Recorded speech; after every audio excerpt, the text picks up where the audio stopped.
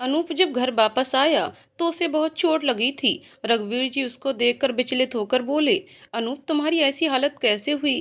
कहीं किसी के साथ कोई झगड़ा तो नहीं हुआ तुम्हारा?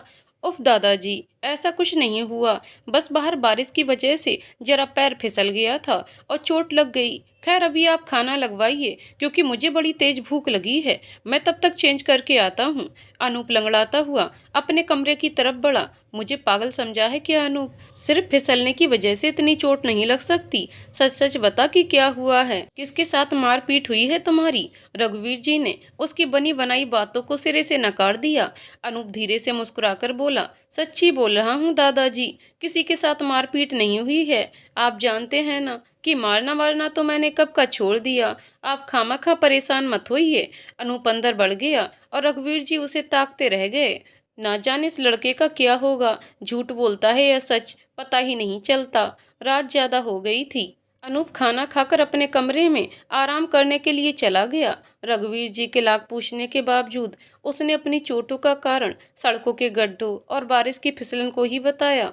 वह इस वक्त खामोशी से बेड पर लेटा हुआ अपर्णा के बारे में ही सोच रहा था। उसकी आंखों से नींद कोसों दूर थी। जाने क्यों जब से वो इस गांव में लौटा था तभी से अपर्णा अकारण ही उससे आ टकराती, या फिर वो उससे। अपर्णा के आंसू और उसका मुस्कुराना तो कभी जरा सी चीजों पर उसका घबरा जाना।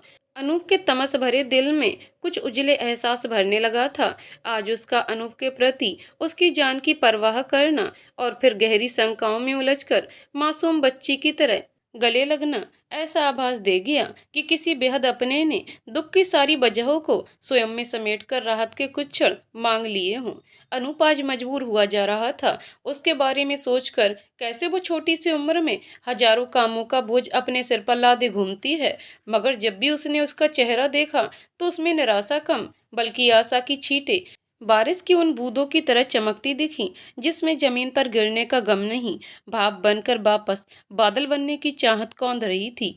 आखिर कैसे वो उन सारी लड़कियों में उसको अलग लगी जिनसे वो मिल चुका था। एक अहम किरदार बन के अपर्णा का अस्तित्व उसकी कहानी में छप गया था। आज उसका दिमाग अपर्णा नाम की कल्पनाओं की सीढ़ियों पर उसके दिल के अंदर की भावनाएं लिए किसी मंजिल की ओर दौड़ रहा था। रघुवीर जी उसके कमरे में दवाई लेकर हाजिर हुए तो अनूप ने ख्यालों से बाहर आकर झट से आंखें बंद कर लीं और सोने का नाटक करने लगा। रघुवीर जी ने दवाई बिना उसकी नींद में दखल दिए ढीले हाथों से दवाई मली। अनूप के शरीर की गहरी चोटें देखकर उनका मन भीतर तक दुख में डूब गया था। वह कुछ देर यूं ही उसके बगल में बैठकर उसका सिर सहलाने लगे। अनूप भी उनकी चिंता की वजह को अच्छी तरह समझ पा रहा था और उनकी उंगलियों का मुलायम स्पर्श, माँ बाप दोनों की उपस्थिति का एहसास दर्ज कराने के लिए पर्याप्त था। कुछ देर बाद उन्होंने अनूप को आधे कंबल में ढक दिया और धीरे से उसके सिर को उठाया, तकिया सही से लगाया। अनूप किसी गहरी नींद में सोते हुए बच्चे की तरह चुपचाप लेटा ही रहा जब तक कि वो कमरे से चले नहीं गए। उम्र के आखिरी दहलीज पर भी उन्होंने खुद से पहले अपने पोते की चिंता की थी, जबकि इस उम्र में आते जाते तो कई इमारतें नींव से उखड़ जाया करती हैं। बावजूद इसके रघुवीर जी अनूप का ध्यान रखना कभी नहीं छोड़ते और यही बात अनूप को पसंद थी। वह कभी भी उनको अपने से अलग नहीं देख पाता था। सॉरी दादाजी, आपसे झूठ कहा, लेकिन अगर आपको मेरी चोटों की असल वजह पता चलती तो शायद आप और भी ज्यादा परेशान हो जाते और मैं आपको ऐसे नहीं देख पाऊंगा।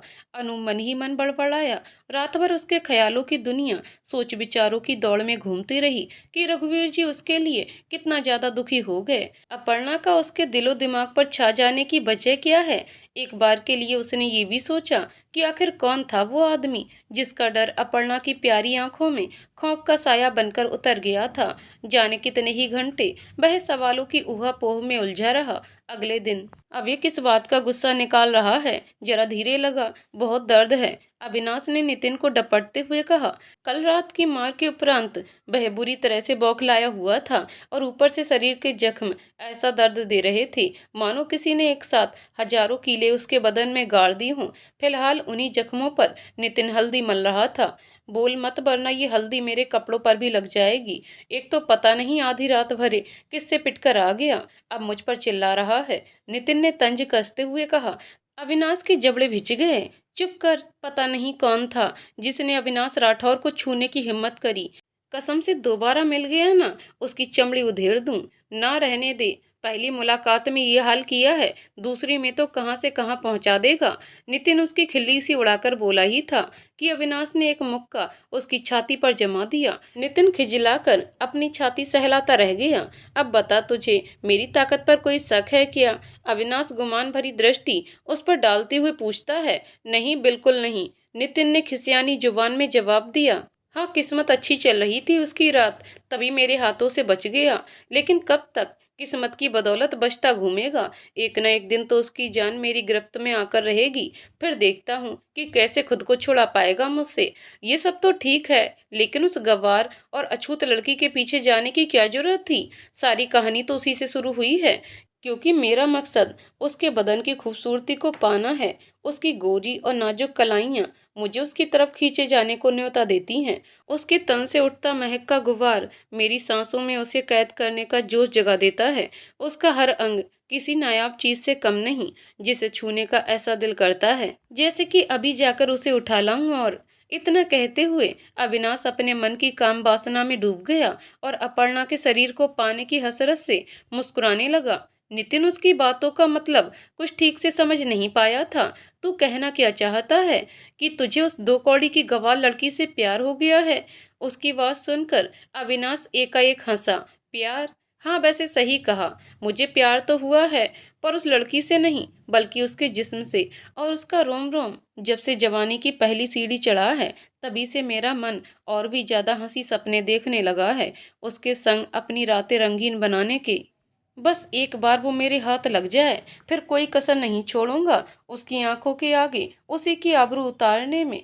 बड़ी खुश हो रही होगी ना बेचारी, कि 2 बार मेरे चुंगल से फंसते फंसते बच गई। लेकिन इस बार ऐसा झपटूंगा कि याद रखेगी, और तब देखूंगा कि कौन आएगा उसकी इज्जत बचाने।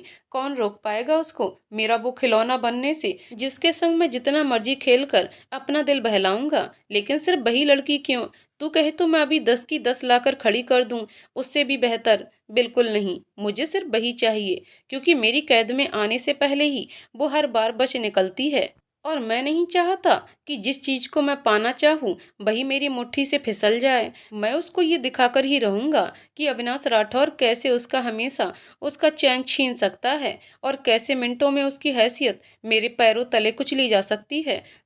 उस बेअक्ल लड़की के शरीर पर जब मेरे कमीनेपन के कीड़े बरसाए जाएंगे और दर्द की सिसकियां फूटेंगी, तब उसको समझ आएगा कि मैं जब चाहूं जिसे चाहूं छीन लूं।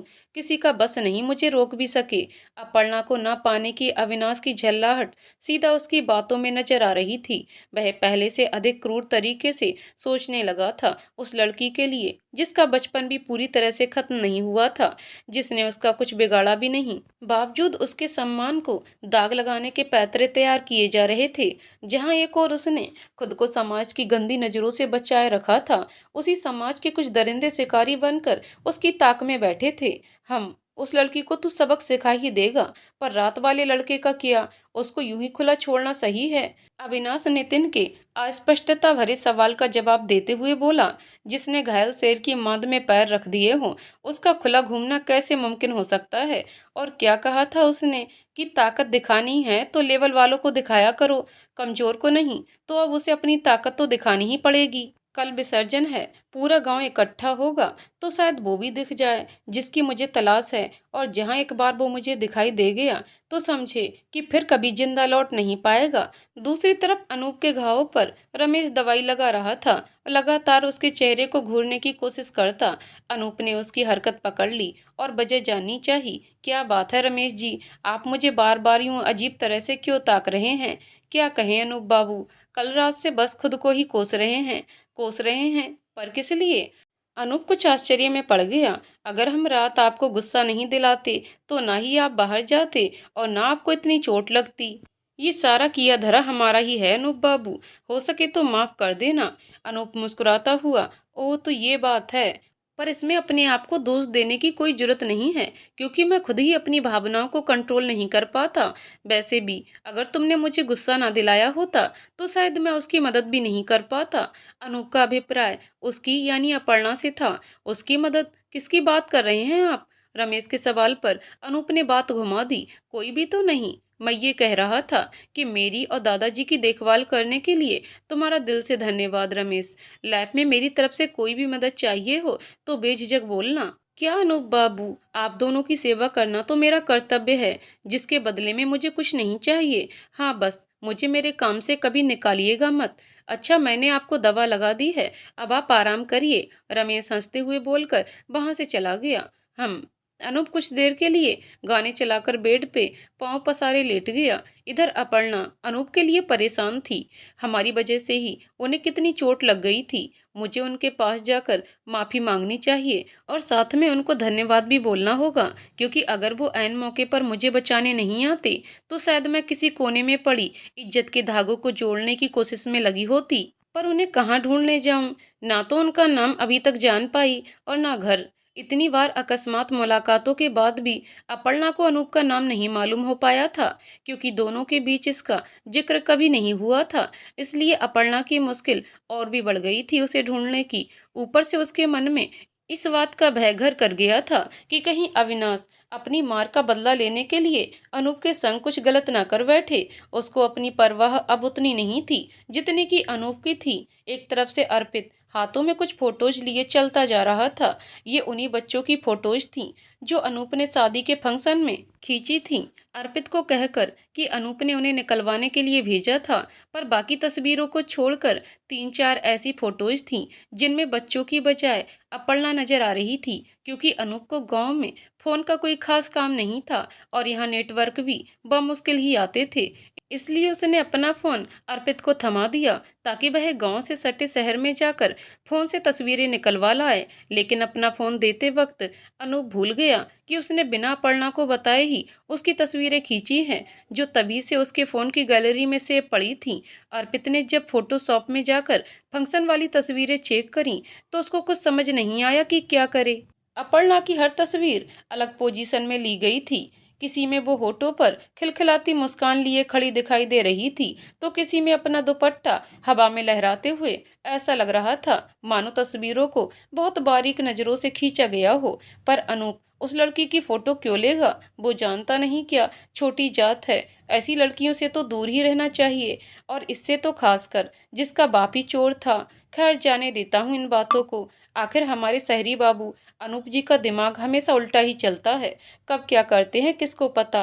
अब देखो, कल जबरदस्ती तस्वीरें निकलवाने के लिए भेज दिया मुझे शहर और धमकी दी सो अलग कि आज सुबह तक ये उनके हाथों में होनी चाहिए, वरना दोस्ती तोड़ देंगे। गजब का इंसान है। अर्पित फोटोज लेकर रघुवीर जी के घर की दिशा में बढ़ रहा था कि बीच रास्ते में उसका एक जानकार मिल गया, जिसने उसे अपने साथ चलने की गुहार लगाई। काम बेहद आवश्यक था। ऐसे में अर्पित को बिना एक मिनट भी गवाए उसके साथ निकलना था।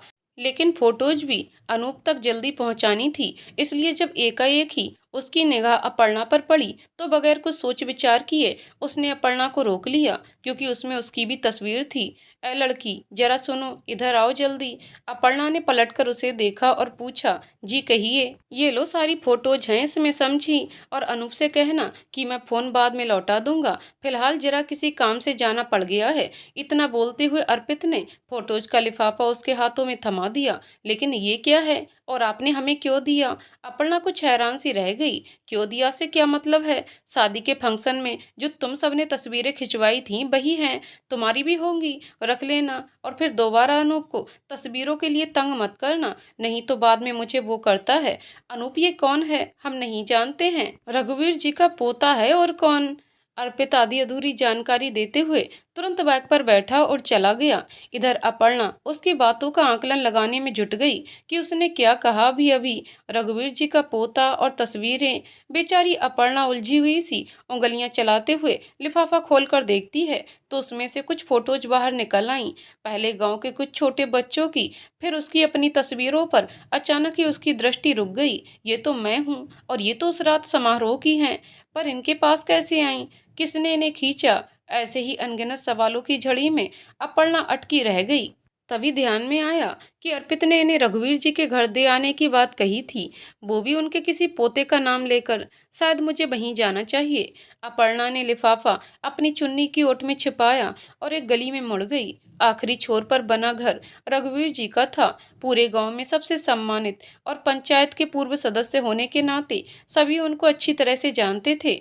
इसलिए अपर्णा को उनका घर ढूंढने में कोई कठिनाई नहीं हुई।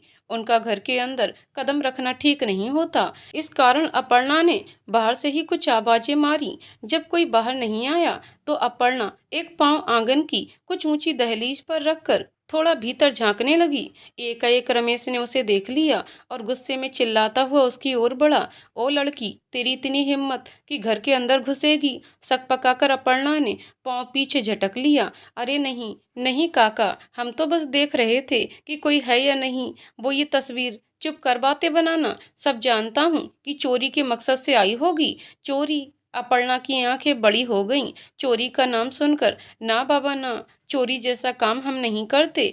तू नहीं करती पर तेरा बाप तो करता था ना। उसी के कुछ लक्षण तेरे अंदर भी होंगे ही। पिता की बात पर अपर्णा का दिल पथरा गया। वह सीने में एक भारी दबाव महसूस कर पा रही थी, पर अभी उस विषय पर बोलने के लिए उसके पास कुछ भी नहीं था। होठों पर मौन की सिलवटें ओढ़े वो जमीन में कहीं धसी जाने लगी। क्यों हो गई बोलती बंद? अब भाग यहाँ से, अछूत कहीं की, रमेश ने चिल्लाकर कहा। अपर्णा ने जैसे तैसे खुद को संभाला और अपनी बात रखने की कोशिश की। एक बार हमारी बात तो सुन लीजिए। मैं यहाँ किन्हीं अनूप जी को ये तस्वीरें देने कहा ना, चली जाए यहाँ से। उसकी बात बीच में ही काटते हुए रमेश ने टोका। और अनूप बाबू का नाम लेने की दोबारा जुर्रत मत करना। सब जानता हूँ, शहरी लोगों से मिलकर उन्हें लूटना चाहती हो, क्योंकि यहाँ गांव में सब तेरी असलियत जानते हैं। आप क्या कह रहे हैं हमें नहीं मालूम, पर कम से कम बात तो सुन लीजिए एक बार।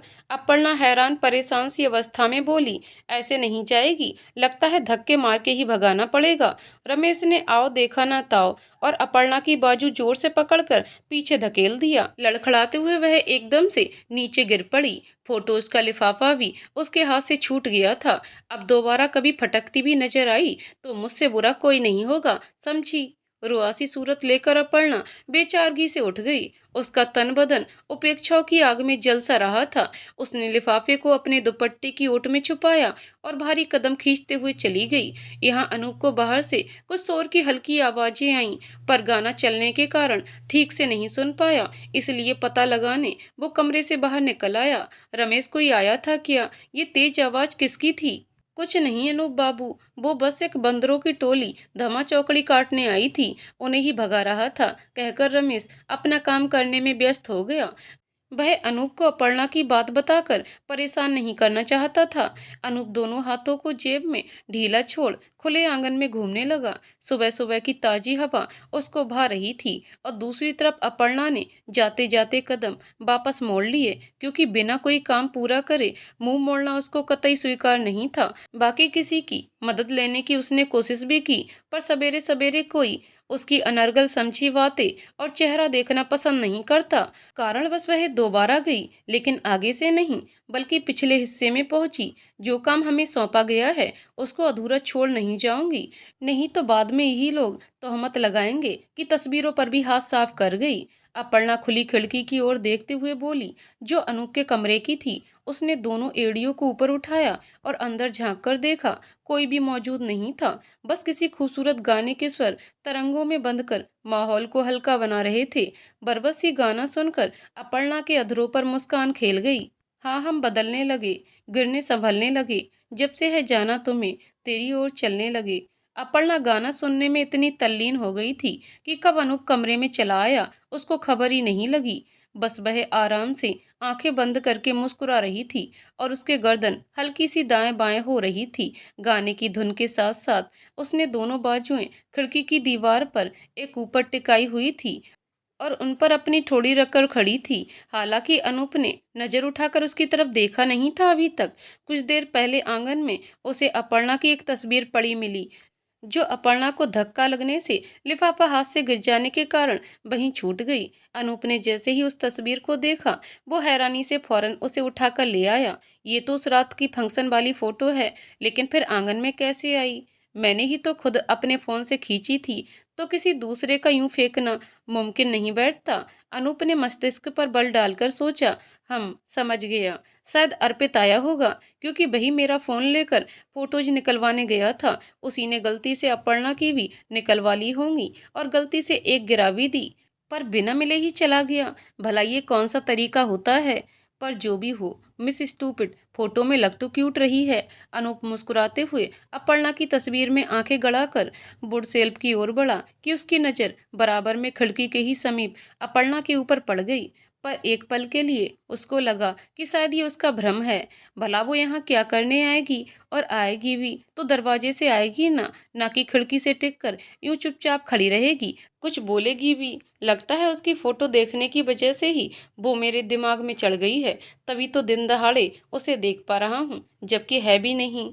अनूप ने अपनी हथेली सिर पे जड़ी और उसकी तस्वीर को एक किताब के पन्नों के बीचों बीच दबाकर रख दी। सेकेंड भर के बाद उसने खिड़की की तरफ देखा कि शायद भ्रम होगा तो टूट गया होगा इतनी देर में, लेकिन तब भी खामोशी अपर्णा खिड़की के पार दिखाई दे रही थी।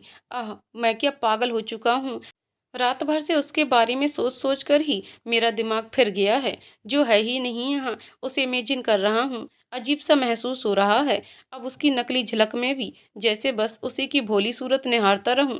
पता नहीं कैसा जादू चल गया है मुझ पर उसका, जो पूरी रात उसके बारे में सोचकर गुजार दी और अभी भी सिर्फ वही नजर आ रही है। कहीं मैं खो तो नहीं गया किसी दूसरी दुनिया में, जिसका ताल्लुक सिर्फ उसी से हो। कहते कहते अनूप खिड़की के एकदम पास चला आया और अपर्णा का मासूम सा चेहरा निहारने लगा। कितनी प्यारी लग रही है, सचमुच के जैसी। छूकर देखने का दिल कर रहा है इन गुलाबी गालों को। अगर असली होती तो कभी हिम्मत नहीं करता, लेकिन जब है ही नहीं वो, तो क्या हर्ज है। कौन सा कुछ गलत कर रहा हूँ? बस दिल ही बेचैन सा हो गया है। जाने क्यों, छूकर देखूंगा तो शायद भ्रम भी टूट जाए। अनूप अपर्णा को कोरी कल्पना समझकर अपनी हथेली उसके गालों को छूने की कसमकस भरी चाहत से बढ़ा देता है। तभी वह गाना खत्म होने की वजह से आंखें खोल लेती है और इस तरह अनूप को देखकर एकाएक ठिठक सी गई। आप? हैरत से भरकर उसने दो तीन कदम पीछे खींच लिए। तुम बोल सकती हो, यानी सच में हो? अनूप तेजी से हथेली पीछे करके बोला। जी, मैं समझी नहीं। आप? वो कुछ नहीं। खैर, यहाँ मेरे कमरे के अंदर क्या ताक झांक कर रही थी?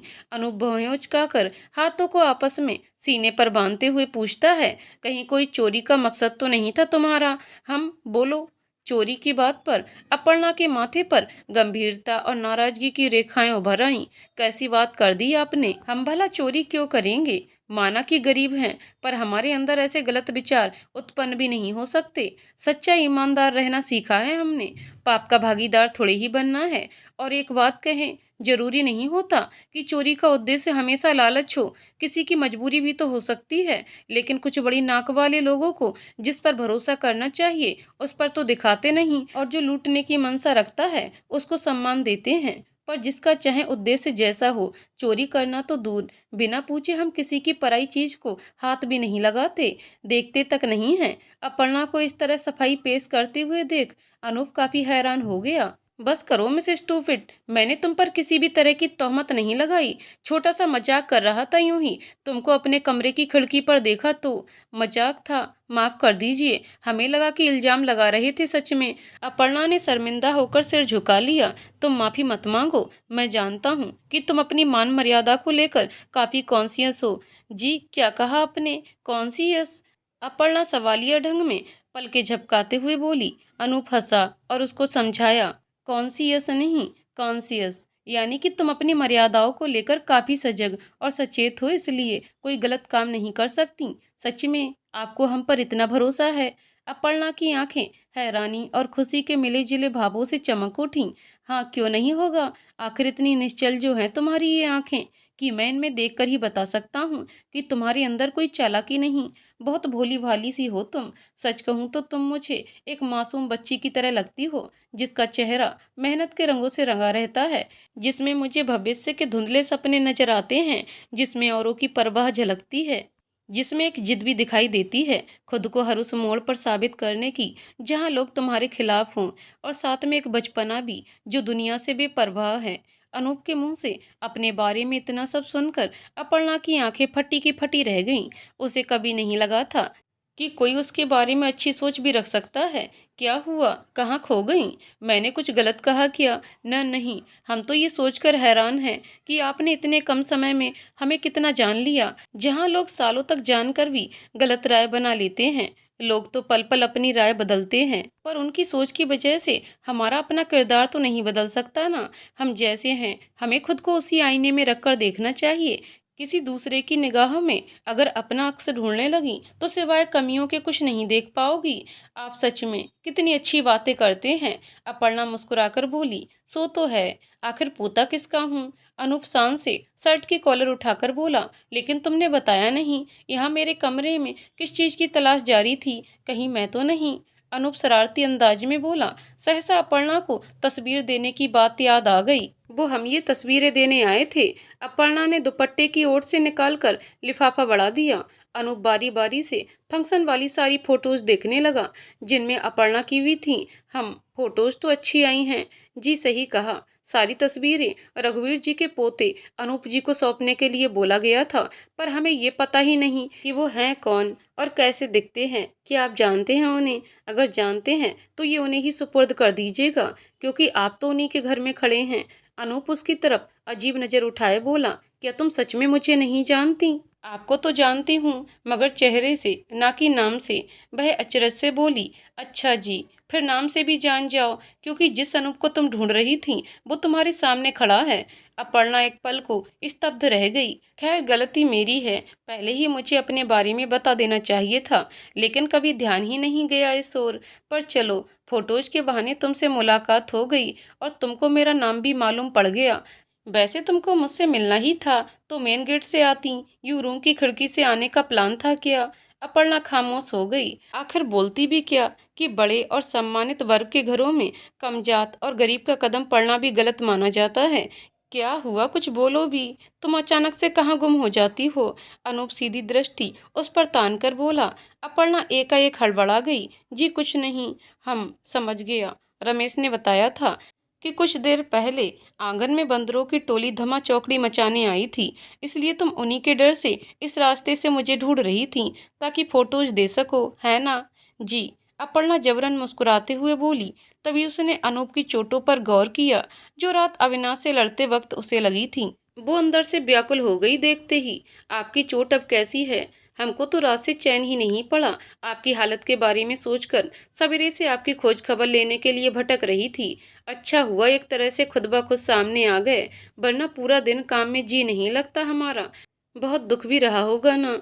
अपर्णा की आंखों में खुद की फिक्र देखकर अनूप को ना जाने क्यों बहुत अच्छा लगा। घबराओ मत, मैं ठीक हूँ। रही दर्द की बात, तो तुम्हारी सूरत देखने के बाद से ही राहत है। जी, ये मजाक का समय नहीं है। और हाँ, कि आप मुझे छेड़ रहे हैं? अपर्णा आंखें दिखाकर बोली। तो अनूप ने हंसते हुए कान पकड़ लिए। सॉरी मिस अपर्णा जी, देखिए भूलिए मत कि इन चोटों की वजह भी आप ही हैं, इसलिए राहत का इंतजाम भी आप ही को करना पड़ेगा ना। फिर तो गलती आपकी भी है। खामा क्या जरूरत थी बीच में पड़ने की? जरूरत? तुम पागल हो चुकी हो क्या? अगर मैं बीच में नहीं आता तो तुम्हारे साथ बहुत कुछ गलत हो सकता था। होने देते ना गलत, हम संभाल लेते जैसे तैसे। क्यों बेकार में अपने सिर मुसीबत बुलाए बैठे हैं? अपर्णा बेहद कठोर स्वर में बोली। देखो अपर्णा, फालतू बातें मत करो। मुझे जो सही लगा था मैंने वही किया। अनूप मुंह फेर कर नाराजगी में बोला। आपको भले ही हमारी बात पसंद ना आई हो, मगर अच्छा होगा कि आप हमसे दूर ही रहें, क्योंकि हमसे नहीं देखा जाएगा कोई भी परेशानी आपको छुए जिसका कारण हम बने। शायद इसी में भलाई भी है दोनों की। हो सके तो एक बार फिर से माफ कर दीजिएगा और अपना पूरा ध्यान रखिएगा। दवाई भी समय पर लेते रहना। अपर्णा रूखेपन में इतना सब कहकर मुड़ी और वहां से चली गई। अनूप ने भी ना ही उसे रोका और ना ही उसकी तरफ देखा। वह अपर्णा के अचानक बदले हुए व्यवहार से हैरत के साथ गुस्से में भी था। हाँ, पता नहीं इस लड़के की क्या समस्या है। कितने प्यार से बात कर रहा था और कुछ गलत भी तो नहीं बोला, फिर भी लहजा ऐसा दिखाकर गई कि मानो उसकी हेल्प करके मैंने कोई गुनाह कर दिया हो। और दूर रहने की बात तो ऐसे कही जैसे मैं चौबीसों घंटे उसी के पीछे घूमता हूँ। इधर अपर्णा मन ही मन विचलित होकर बोली। जानते हैं आपको बुरा लगा होगा, पर क्या करती। आपका ओहदा हमसे बड़ा है और कोई भी बच्चे आपको हमारे आसपास खींच लाए, ऐसा मैं होने नहीं दूंगी। पहले ही अविनाश राठौर से अनजानी दुश्मनी मोल लेकर बड़ी गलती कर दी है आपने। अब जब किसी को इस बारे में पता चला कि सारे क्रम की जड़ मैं थी, तब ना जाने क्या होगा। अगले रोज, आज गणेश विसर्जन का दिन था। पूरा गांव हर्षोल्लास के साथ कुछ दूरी पर स्थित नदी में मूर्ति विसर्जन करने हेतु ले जाने वाला था। वहीं आसपास की जगह में चौकसी बनाकर अविनाश और नितिन भी अपनी जीपरों के गुजरने वाली भीड़ पर नजर बनाए रखने के लिए खड़े थे, ताकि 2 दिनों पहले की रात जिस लड़के ने अविनाश की मरी हालत कर दी थी, उसका कुछ अता पता चल सके। तुझे पूरा भरोसा है कि वो आएगा? नितिन ने सवाल किया। आएगा तो जरूर, आखिर उसकी मौत जो खड़ी है उसके इंतजार में। और जब मैं किसी का इंतजार इतनी शिद्दत से करता हूँ, तो कोई ताकत उसे मेरे हाथों से बचा नहीं सकती। अविनाश हाथों में पकड़ी गन लोड करते हुए बोला। इधर रघुवीर जी सेहत खराब होने के चलते गणपति विसर्जन में नहीं जा पाए, मगर उनकी जगह अनूप को जाना पड़ गया, क्योंकि विशेष उत्सव होने के नाते रघुवीर जी खुद जाने की जिद पर अड़े हुए थे। लेकिन अनूप ने थोड़ी सख्ती दिखाते हुए उनको मना कर दिया और खुद उनके स्थान पर जाने के लिए तैयार हो गया। हालांकि उसके शरीर की चोट अभी भरी नहीं थी, पर रघुवीर जी की भावना का सम्मान करते हुए उसको जाना सही लगा। कुछ समय बाद लगभग सभी गांव वालों की भीड़ पंडाल में जमा हो चुकी थी। आरती और हवन आदि के उपरांत गाजे बाजे के साथ गणपति विसर्जन यात्रा धीरे धीरे आगे बढ़ने लगी। अर्पित और अनूप भीड़ में सबसे पीछे थे। अचानक अनूप के पांव की चोट में दर्द उठा, तो उसने अर्पित को आगे जाने का कहकर खुद एक जगह आराम करने बैठ गया। जब थोड़ी राहत महसूस हुई, तो वह वापस चलने लगा। इधर भीड़ से अलग उसकी चाल ढाल और हाथों एवं चेहरों पर घाव के निशान और बैंडेज देखकर अविनाश की निगाहों ने उसे पकड़ लिया। इंतजार की घड़ियां खत्म और मौत का तांडव शुरू। कहा था ना मैंने कि वो जरूर आएगा। अविनाश तिलमिलाई दृष्टि उस ओर टिकाकर गन उसकी तरफ पॉइंट करी। अनूप इन सबसे बेखबर अपनी चाल की गति बढ़ा मौजूद लोगों की भीड़ में नजदीक चलने लगा। अविनाश की उंगलियां ट्रिगर दबाने ही वाली थीं कि बहुत सा गुलाल उड़कर अनूप के चारों ओर फैल गया, जिससे अविनाश का निशाना चूक गया और गोली पीछे झाड़ियों में जा लगी। ढोल नगाड़ों के शोर में गोली की आवाज भी कोई ठीक से नहीं सुन पाया। ये रंग में भंग कौन डाल गया? अविनाश बौखलाकर भीड़ में घुस गया और इतने लोगों में उसे पहचानने की कोशिश करने लगा। सभी के चेहरों पर गुलाल पुता हुआ था। जब उसका कोई अता पता नहीं चला, तो मजबूरन वह वापस नितिन के संग जीप लेकर चला गया। यहाँ अनूप को किसी ने एक तरफ धक्का देकर झाड़ियों में गिरा दिया था। उसका चेहरा भी गुलाल से सराबोर हो चुका था। तभी कोई उसके बराबर से उठकर भागने को हुआ, तो अनूप ने उसे खींचकर अपनी तरफ खींच लिया, जिससे वह शख्स उसी के ऊपर गिर पड़ा। पता था मुझे कि तुम्हारे अलावा कोई हो भी नहीं सकता। क्या तमाशा है ये? कितनी बार मना किया है दूर रहा करो मुझसे, फिर क्यों बार बार पास चली आती हो और बदले में इल्जाम लगाती हो कि मैं तुम्हारे करीब आता हूँ। अनूप ने गुस्से में अपने ऊपर पड़ी अपर्णा को बाईं तरफ धकेल दिया और खुद खड़े होते हुए कपड़े झाड़ने लगा। I hate this colours, stupid girl. जब अविनाश अनूप पर गोली चलाने वाला था, तभी अपर्णा ने दूर से उसे ये सब करते हुए देख लिया था। समय रहते उसने मौका पाकर गुलाल से भरी थाल अनूप की तरफ उड़ाकर चारों ओर रंग बिखेर दिया, ताकि अविनाश का निशाना चूक जाए, और अनूप को धकेलकर झाड़ियों में गिरा दिया। जो भी किया आपकी भलाई के लिए किया हमने, अपर्णा सिर झुकाए बोली। अनूप ने तभी एक हाथ से उसकी बाह पकड़कर खुद के करीब खींचा और दूसरे हाथ से उसका चेहरा अपनी ओर उठाकर बोला, भलाई? ओह, किसने कहा था भलाई करने के लिए? छोड़िए हमें। अपर्णा कसमसाकर छूटने की कोशिश करते हुए बोली, नहीं छोड़ूंगा। आखिर तुमने मुझे समझ क्या रखा है कि मैं कोई पागल हूँ? एक तरफ कल कहती हो कि मैं तुमसे दूरी बनाकर रखूं, इसी में मेरी भलाई है, और दूसरी तरफ आज खुद मुझे अपने पास खींचकर कहती हो कि मैंने जो किया भलाई के लिए किया। चाहती क्या हो? जवाब दो। क्यों धकेला मुझे? क्यों सराबोर किया मुझे इन रंगों से जिनसे मैं बचना चाहता हूँ? कौन सी भलाई का काम कर रही हो जो सिर्फ मुझसे जुड़ा है? आपके करीब आने की वजह बस इतनी है कि उस मौत को आपसे दूर कर दिया जो करीब से गुजर गई आपके। अगर आज इस रंग से आप सराबोर नहीं होते, तो शायद रंग यहाँ खून का होता।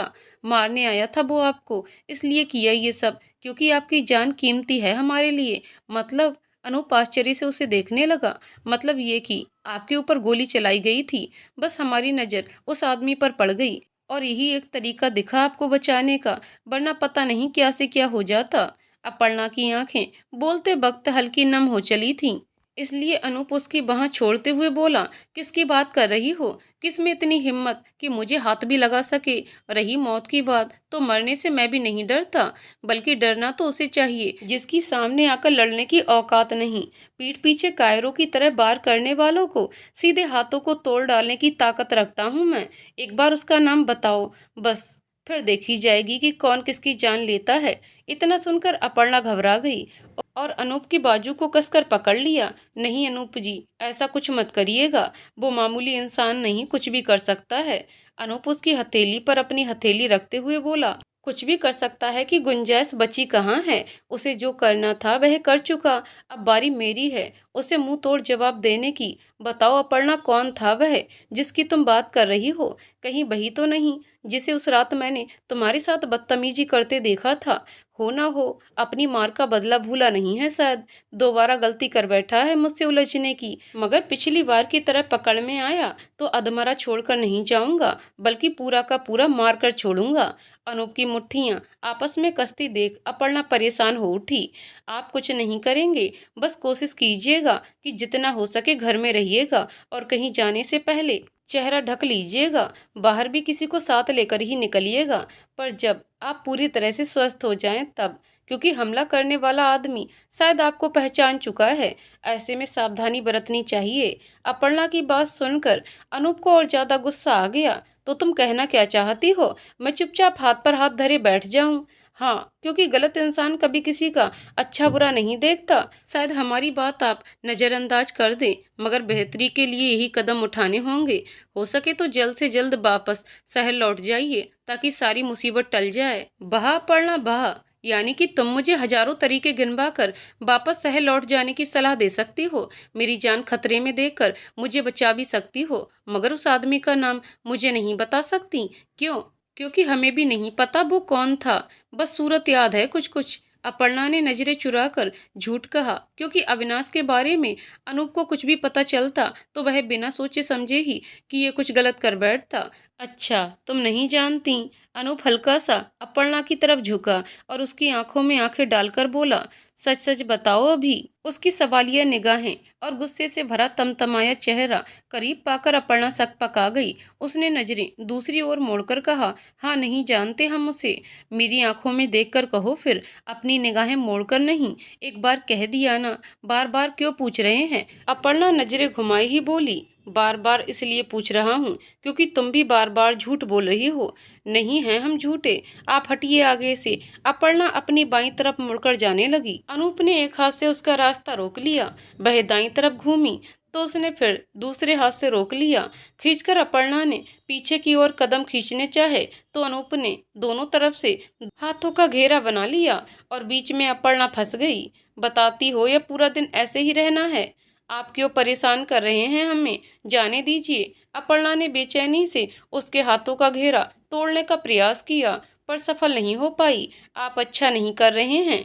अच्छा तो तुम भी नहीं कर रही, एक अपराधी को बचाकर। अपराधी? हमने किसी अपराधी को नहीं बचाया, और ना हम जानते हैं। झूठी हो तुम। जब नहीं जानती तो ये क्यों कहा था कि वो कोई मामूली इंसान नहीं है? क्योंकि उसने आपके ऊपर हमला करना चाहा, इसलिए बस अनुमान लगा लिया। साधारण इंसान होता तो ऐसा नहीं करता। अनूप के ज्यादा नजदीक आने से अपर्णा दोनों हथेलियां उसके सीने पर टिकाकर उसे पीछे करने की कोशिश करी, पर वह जैसे चट्टान था कि हटा ही नहीं। पैनी निगाहों में सवाल लिए उसे घूरता ही रहा। अपर्णा को अब उसकी सदी हुई निगाह अपनी ओर उठी हुई बर्दाश्त नहीं हो पा रही थी। जाने दीजिए आप हमें, किसी ने ऐसे देख लिया तो खामखा चार बातें बनाएगा। वह सपाट लहजे में बोली, देखो तुम। वह आगे कुछ कह पाता कि तभी उसकी आवाज कुछ घुटी घुटी सी हुई और एकाएक वह बिना रुके खांसने लगा। आंखें भी लाल पड़ चुकी थीं। क्या हुआ आपको? अपर्णा उसकी हालत पर घबरा चुकी थी। इन इन रंगों की स्मेल से एलर्जी है मुझे। वह दबी आवाज में खांसते हुए बोला, क्या? यानी कि रंग की महक सह नहीं सकते? अपर्णा चौंकी। अब क्या करूं? अनूप का खांस खांस कर बुरा हाल हो रहा था। सांस सही से लेने में भी दिक्कत बनने लगी। अपर्णा उसकी पीठ पर अपना हाथ जोर से रगड़ने लगी, मगर आराम नहीं मिला तो दुपट्टा कंधे से उतारकर उसका रंग भरा चेहरा भी साफ करने लगी। जो भी करना है करिएगा, मैंने पहले भी कहा था, मुझे मरने से कोई डर नहीं, और मुझे कुछ भी हो गया तो किसी को क्या फर्क पड़ता है। अपर्णा खींचकर बोली, फर्क पड़ता है, और ऐसे कैसे आपको कुछ भी हो जाएगा, मैं नहीं होने दे सकती। अनूप ने घूर कर अपर्णा की तरफ देखा। अपर्णा ने नजरें घुमा ली। मेरा मतलब ये कि अनूप बीच में ही बोला।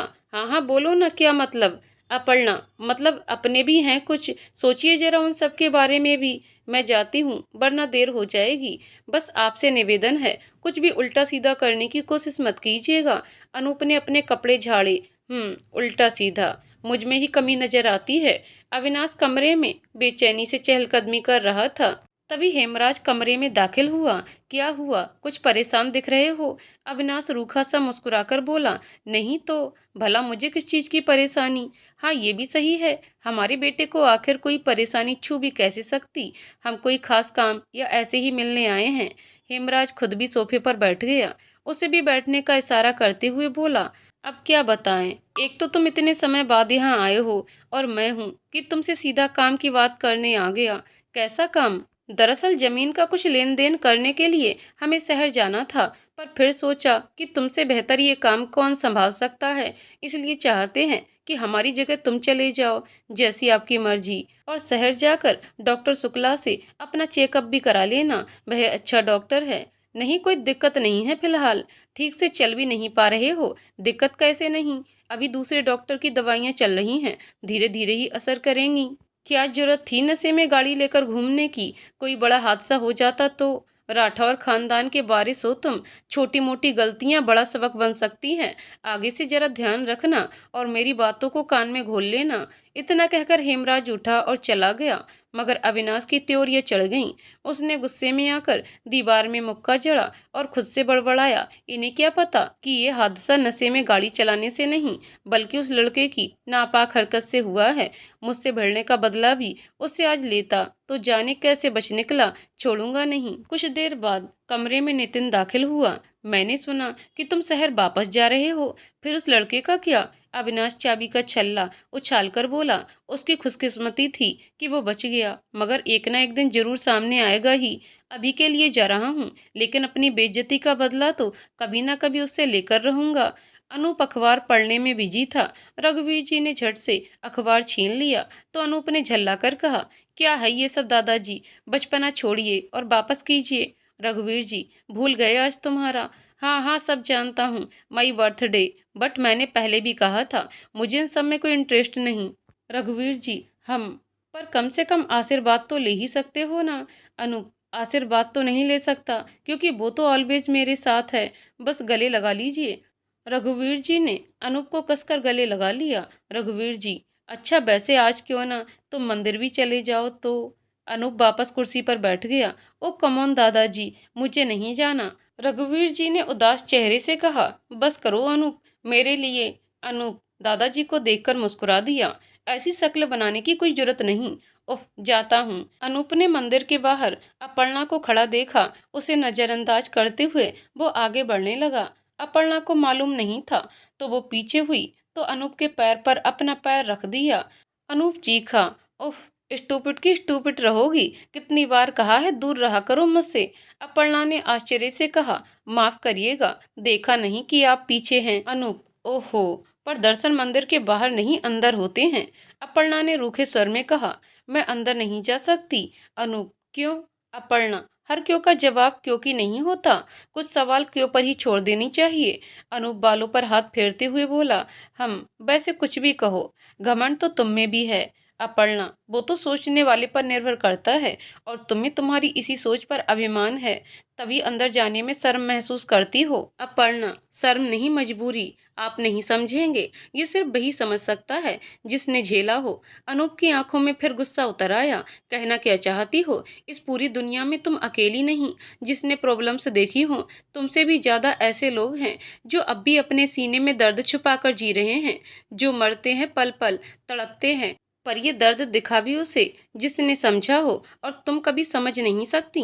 अपर्णा रुआंसी होकर बोली, बस करिए बस करिए। हाँ, नहीं समझना मुझे किसी को, समझने में रखा भी क्या है। यहाँ अपनी किस्मत तो कभी सही राह पर चली नहीं, फिर क्यों किसी और की मंजिल को समझा जाए। जो खिलौना पहले से ही टूटा हो उससे दोबारा नहीं खेला करते। टूटे को टूटा ही रहने दीजिए, उसके भाग्य में सिर्फ टूटना ही लिखा है, सिर्फ टूटना। अनूप चिल्लाकर बोला, अपर्णा। तभी एक बच्चा अपर्णा के पास दौड़ता हुआ आया। अपर्णा दीदी, जल्दी चलिए, वो आपके बाबा। अपर्णा घबराकर बोली, क्या हुआ मेरे बाबा को? वो उनकी तबीयत बहुत खराब हो गई है अचानक। क्या? अपर्णा तुरंत वहां से भागते हुए चली गई और अनूप बस उसे देखता रह गया। अपर्णा घर पहुंची तो अपने बाबा को देखा, उन्हें तेज बुखार था। अपर्णा सुभाना के पास गई और बोली, ताई जी देखिए ना, बाबा को कितना तेज बुखार है, हमें दवाई देनी चाहिए, कुछ कीजिए ना, कहीं कुछ हो गया तो। सुभाना, जानती हूँ, पर घर की हालत तो तुम जानती ही हो। अपर्णा, लेकिन कम से कम कुछ तो करना पड़ेगा, मैं उन्हें ऐसे नहीं छोड़ सकती। सुभाना, तो जाओ ना उस राठौर के पास, आज जिसकी वजह से ऐसे जीना पड़ रहा है उसी के आगे हाथ पसारो ना। बहुत शौक था ना वचन देने का, तो अब निभाओ भी, जाओ।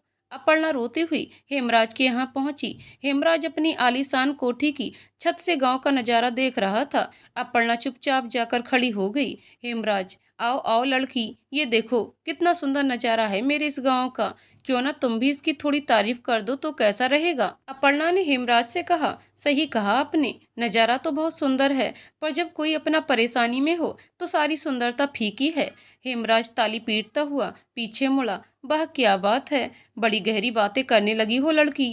पर हम तो उल्टा परेशानी देने वाले हैं, लेने वाले नहीं, समझ रही हो तुम क्या कहने आई हो? कहीं ऐसा तो नहीं अपनी कही बात से अब पीछे हटने लगी हो?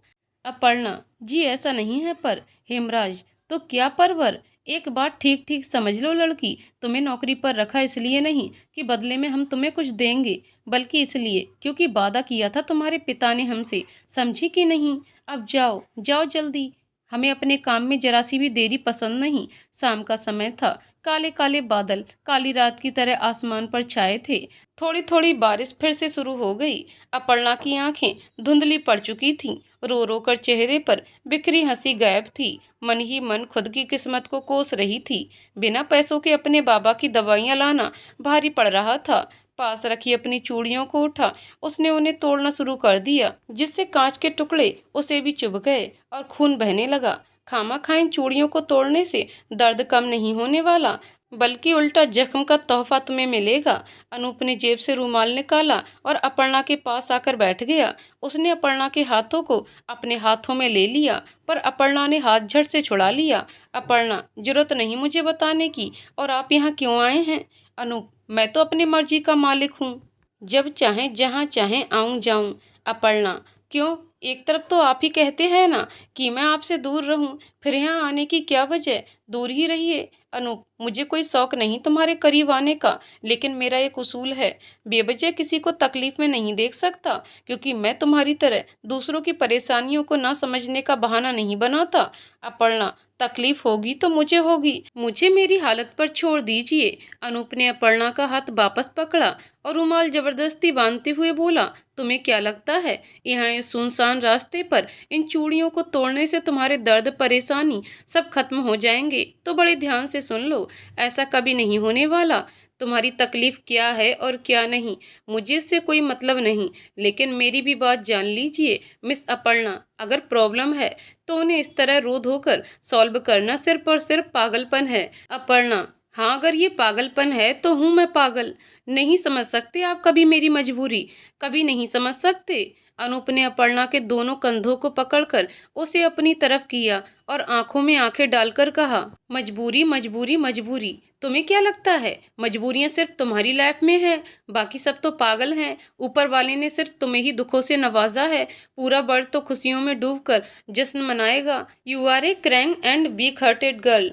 अपर्णा बिना कुछ बोले अनूप के सीने से लग गई और बेहताशा रोने लगी। अनूप को कुछ समझ नहीं आया। उसने हाथ आगे किए, मगर फिर दोनों मुट्ठियां भींचते हुए पीछे कर लिए। उसे अजीब लग रहा था। उसने मुंह से कोड़कर कहा, दूर रहो मुझसे। अपर्णा झट से अलग हुई। उसे खुद नहीं पता था कि ऐसा क्यों किया उसने। उसने अनूप की तरफ देखा तो अनूप ने नजरें घुमा ली। अपर्णा जाने लगी तो अनूप ने फिर टोका, ओ हेलो स्टूपिड, ये चूड़ियां भी लेती जाओ, और अगली बार सिर्फ चूड़ियां तोड़ने ही नहीं, जी करे तो सर भी यहीं बैठकर फोड़ लेना। अपर्णा पीछे घूमी। आप सच में बहुत बुरे हैं, बहुत बुरे, कभी किसी को समझ नहीं सकते। अनूप, मेंटल लड़की। बुरा हूँ, बुरा ही ठीक। अपर्णा घर पहुंची तो सबसे पहले भागकर अपने बाबा के पास गई। उनका बुखार उतर चुका था। स्टूल पर कुछ दवाइयां रखी थीं, शायद उन्हीं का असर था। अपर्णा को कुछ समझ नहीं आया। तभी ताई जी पीछे से आईं। अपर्णा, ताई जी ये दवाइयां कहाँ से आईं? आपने तो कहा था कि आप इनका इंतजाम नहीं कर सकती। सुभाना ने कहा, वो तो तुम्हें ही पता होगा ना, दोपहर में तुम्ही ने तो किसी के हाथों भिजवाई थी। चलो अच्छा है, राठौर ने दया खाकर कुछ दिया तो सही। अपर्णा को भी समझ नहीं आया, भला हेमराज इतनी मदद क्यों करने लगा। थोड़ी देर बाद वो नीचे चादर बिछाकर लेट गई। आंखें बंद करते ही अजीब सा एहसास होता। उसने माथे पर हथेली रख ली। सर दर्द से फटा जा रहा था। कुछ खुशबू उसकी सांसों से टकराई। खुशबू जानी पहचानी थी। जब अनजाने में अपर्णा अनूप के सीने से लग गई थी, तब उसे ये खुशबू महसूस हुई थी, पर अभी कहाँ से आई। उसने अपनी बाईं हथेली को छुआ। उस पर अनूप का रूमाल बंधा था। महक उसी से आ रही थी। उसने रूमाल को खोलकर सिरहाने रख दिया। पूरे दिन की थकान नींद में कब बदल गई पता ही नहीं चला। इधर अनूप को अपर्णा की हरकत पर गुस्सा आ रहा था। आज तक किसी ने ऐसा करने की कोशिश नहीं की थी, मगर कोई अनजान इस तरह करेगा, उसे सोचकर ही असहजता का आभास हुआ। पर जो भी हुआ गलती से हुआ। अक्सर जब कोई दर्द में होता है तो बिना जाने ही गलती कर बैठता है। खैर, उसे अपर्णा के लिए थोड़ी खुशी भी हुई, क्योंकि उसके बाबा के लिए दवाइयां अनूप ने ही आलोक से जानकारी निकलवा कर पहुंचवाई थीं।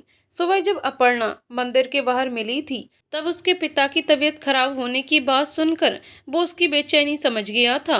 पर अपर्णा कब समझेगी, वो नहीं जानता। अनूप खिड़की के पास आकर खड़ा हो गया और आसमान की तरफ देखकर बोला, हाँ, माना कि तुम किसी को भी समझना नहीं चाहती, लेकिन मुझे चेहरे पर लिखी हर एक बात पढ़नी आती है। तुम्हारी क्या मजबूरी है मैं नहीं जानता, पर मुझे जो ठीक लगता है मैंने किया। अब समझो ना समझो तुम्हारी मर्जी, दखलंदाजी मुझे पसंद नहीं। अनूप का दिल घर की चार दीवारी में बिल्कुल भी नहीं लग रहा था, और ऊपर से बस कुछ हफ्तों बाद उसके कॉलेज की भी छुट्टियां खत्म होने वाली थीं। उसने अपनी कॉपी किताब उठाई और बाहर घर से निकलकर खुले पेड़ की छांव में बैठ गया। उसने अपनी निगाहें आसमान की तरफ घुमा लीं और खुद से ही बोला, तो मिस्टर अनूप, फाइनली बस कुछ दिन और, फिर यहाँ सबको टाटा बाय बाय बोलकर चले जाएंगे, और इस घुटन भरी जगह से निकलकर मिलेगा सुकून। स्टडी बुक्स किनारे रखकर उसने एक नॉवेल उठाई और उसे पढ़ने में मशगूल हो गया। वो हाथ उसकी बुक्स को छूता, इससे पहले ही उसने कलाई पकड़कर उसे खींच लिया। एक हाथ में बुक पकड़े अपर्णा धड़ाम से नीचे गिर गई। अनूप का राइट हैंड अपर्णा की कमर के पीछे था और उसे अपनी ओर घुमाकर घूर कर बोला, तो मिस स्टूपिड अपर्णा, मुझे पता नहीं था कि तुम चूड़ियों के साथ साथ अब चोरी भी करने लगी। मेरी बुक्स वापस करो। अनूप ने अपर्णा के हाथ से अपनी बुक छीन ली। चोरनी कहीं की। अपर्णा अचानक गिरी थी, इसलिए उसकी कमर में थोड़ा दर्द हो गया। उसने बैठे बैठे ही अनूप को देखा और सफाई पेश की, न नहीं अनूप जी, मैं आपकी किताबें चुराने नहीं आई थी। वो बीच में ही बात काटते हुए अपर्णा की बाजू पकड़कर खींचा और उसे पेड़ से सटा दिया। मेरी आंखें धोखा नहीं खा सकती, रगे हाथों तुमको पकड़ा है, अब जल्दी से बताओ क्या माजरा है। अपर्णा ने दूसरी तरफ से अलग होते हुए बोली, हाँ, मैं तो आपका रुमाल देने आई थी। धन्यवाद अनूप, वैसे मुझे तुमसे मिलकर अब तक ये तो पता चल गया था कि तुम झूठी हो, पर इतनी ज्यादा लज्जा नहीं आती क्या? अपर्णा की दोनों आंखें झुक गईं। आपको जो समझना है समझिए। उसने अनूप का रुमाल नीचे रख दिया और जाने लगी। पीछे से अनूप ने टोका, रुको, एक तो गलती करते हो, ऊपर से अब जाने का बहाना। वाह ग्रेट। अपर्णा, क्या चाहते हैं आप? अनूप, गलती की सजा तो देनी पड़ेगी और ये मेरा उसूल है। अपर्णा, मतलब? अनूप, आंखें बंद करो। अपर्णा ने थोड़ा मासूमियत भरे अंदाज में अनूप को निहारा। हाँ। अनूप की आंखें हल्के नीले रंग की थीं। जब वो गुस्से में देखता तो शीशे की तरह चमकती हुई लगती थी। हाँ, जितना कहा जाए उतना करो, फालतू का टाइम नहीं है मेरे पास। अपर्णा ने दोनों आंखें बंद कर लीं। उसका दिल जोरों से धड़क रहा था। उसे नहीं पता था अनूप क्या करने वाला है। अपर्णा की पलकें बड़ी बड़ी थीं, जो आंखें बंद करने पर बेहद खूबसूरत लग रही थीं। अनूप की नजरें एक पल के लिए उन्हें देखने के लिए ऐसे ठहर गईं। अचानक उसका ध्यान दूसरी तरफ हुआ और अनूप ने उसके दोनों हाथों को आगे करा और अपनी बुक्स थमा दी। अपर्णा ने हैरानी से आंखें खोलकर अनूप की तरफ देखा और पूछा, क्या है ये सब?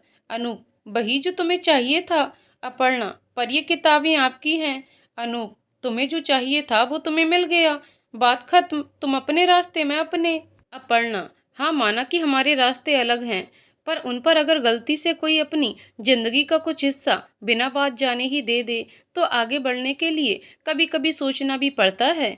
अनूप, किसने कहा कि जिंदगी का कुछ हिस्सा दे दिया तुम्हें? सूरज की किरणें अगर धरती को छूती हैं, इसका मतलब ये नहीं वो धरती पर मेहरबान है।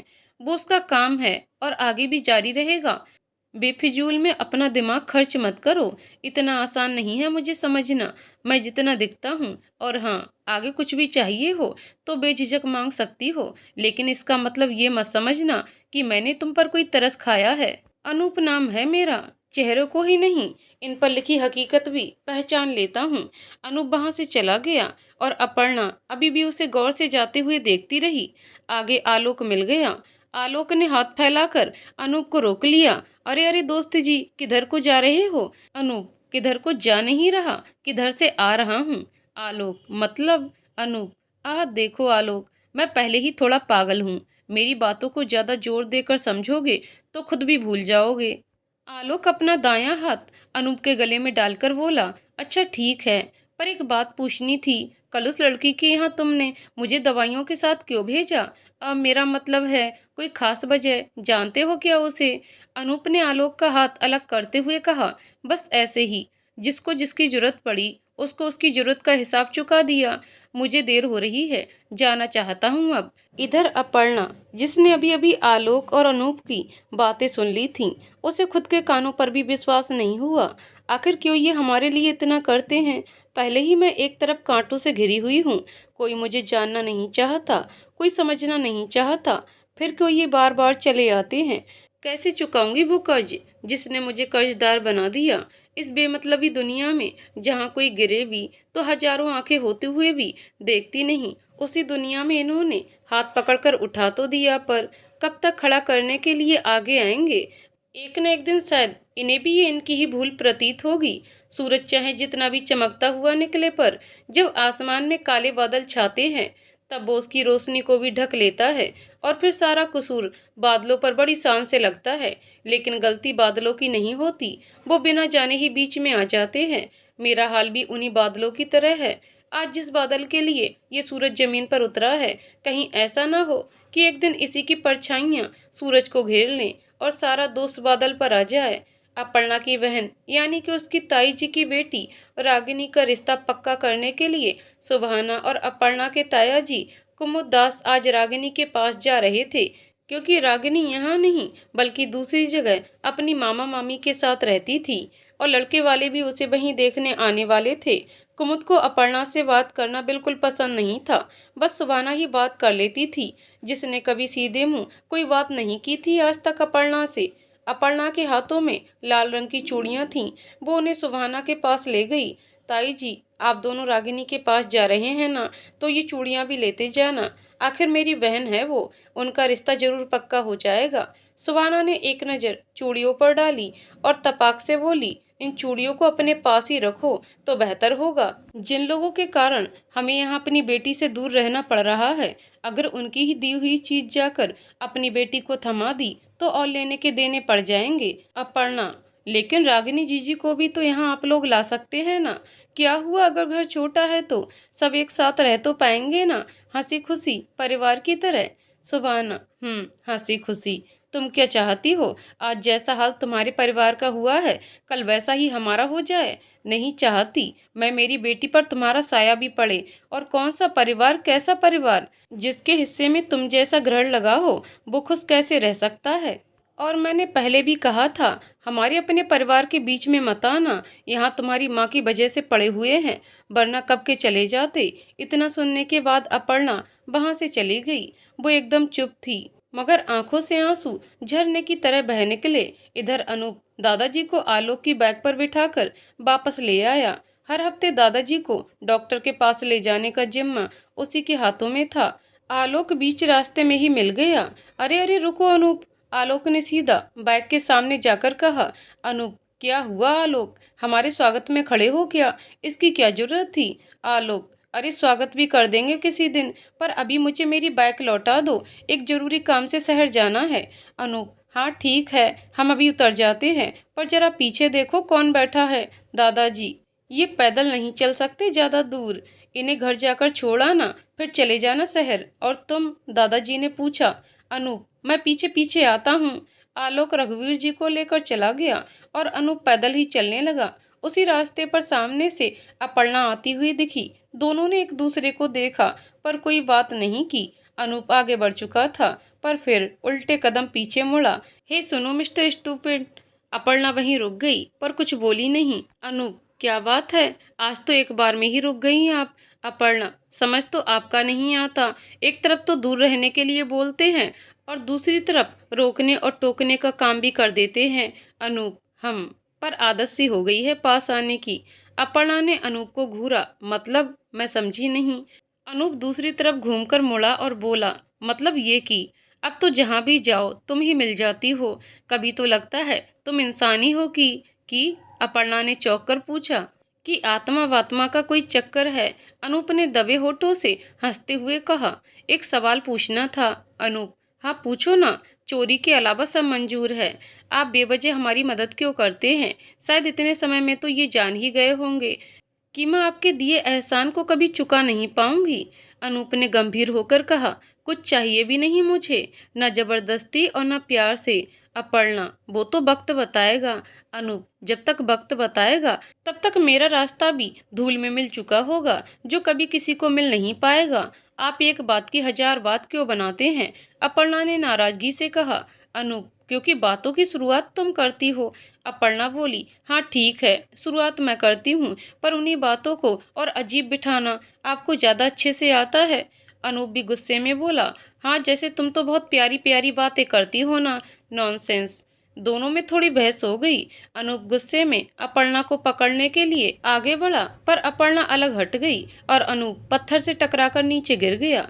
गिरने की वजह से उसके दाएं घुटने की जींस का आधा हिस्सा फट गया। उसे देखकर अपर्णा को हंसी आ गई और वो अपनी हंसी रोक नहीं पाई। वाट, मतलब कि एक अच्छा भला इंसान यहाँ नीचे गिरा है जिसके कपड़े फट गए हैं, पर तुम्हें तो कोई शर्म नहीं। अनूप ने तीखे लहजे में कहा। गिरे भी तो आप अपनी ही वजह से हैं, मेरा क्या दोष? अपर्णा ने हंसकर कहा। अनूप ने जेब से रुमाल निकालकर फटे हिस्से पर बांध लिया। दूसरी तरफ भी जींस थोड़ी घिस गई थी पर उस पर बांधने के लिए कुछ नहीं था, तो अपर्णा ने व्यंग कसते हुए कहा। अगर कपड़े की कमी पड़ गई हो तो उसकी भी व्यवस्था करवा दें। तुम्हें तो मैं। अनूप उठकर अपर्णा को पकड़ लिया। अपर्णा के दोनों हाथ अनूप के सीने पर थे। यूं अचानक उसके इतना पास आने से अपर्णा का दिल धड़कने लगा। बोलो ना, अब बोलो, बहुत हंसी मजाक सूझ रहा था ना। अपर्णा की बोलती बंद एकदम बंद हो गई। उसके हाथों को कपकपाता देख अनूप ने उसे छोड़ दिया। अनूप ने अपनी हल्की नीली आंखों से अपर्णा को देखा और बोला, थोड़ा दूर ही रहो तो अच्छा है। बार बार ये कोशिश मत करो कि मैं तुम्हारे पास आऊं, कहीं ऐसा ना हो कि डर के मारे तुम्हारी जान ही निकल जाए। अपर्णा उसे अवाक देखती रह गई। इधर हेमराज के दो आदमी उसके पास पहुंचे और सारी बात बता दी। हेमराज ने कहा, जो भी कह रहे हो आंखों देखा और कानों से सुना तो है ना। अक्सर कई बार जो सामने दिखाई देता है वो रेगिस्तान में पानी के झूठे भ्रम की तरह ही होता है, जिस पर यकीन करना अपनी ही बेवकूफ़ी होती है। उसमें से एक आदमी बोला, जी नहीं मालिक, एकदम सच, वरना हमें उस लड़की से क्या बैर, लेकिन आपका काम छोड़कर किसी अनजान लड़के से बात करेगी तो बुरा तो लगेगा ना। दूसरा आदमी बोला, वैसे मालिक मुझे तो लगता है वो उसे जानती है। दोनों काफी हंस हंस कर बात भी कर रहे थे। बाकी तो जैसा आपको ठीक लगे वही करिए। हेमराज बोला, हम जब छोटी चिड़ियों के पंख ज्यादा खुलने लगे तो समझ लो कि उनके पंखों के काटने की बारी आ गई है। अभी बहुत शौक चढ़ा है ना उड़ने का, शिकारी की गोली लगेगी और धरती देवी के पांव पखारने का सौभाग्य प्राप्त होगा, तब आएगी अकल ठिकाने। हेमराज ने अपनी गन उन दोनों की तरफ उछालकर कहा, नजर तो राखी होगी ना, तो जाओ कर दो अपना भी काम। जी मालिक, समझ गए। आगे की कहानी अगले वीडियो में। तो दोस्तों, आपको कहानी कैसी लगी कमेंट करके जरूर बताइएगा। कहानी पसंद आई हो तो वीडियो को लाइक शेयर करें और चैनल को सब्सक्राइब करें। कहानी को पूरा सुनने के लिए बहुत बहुत धन्यवाद दोस्तों।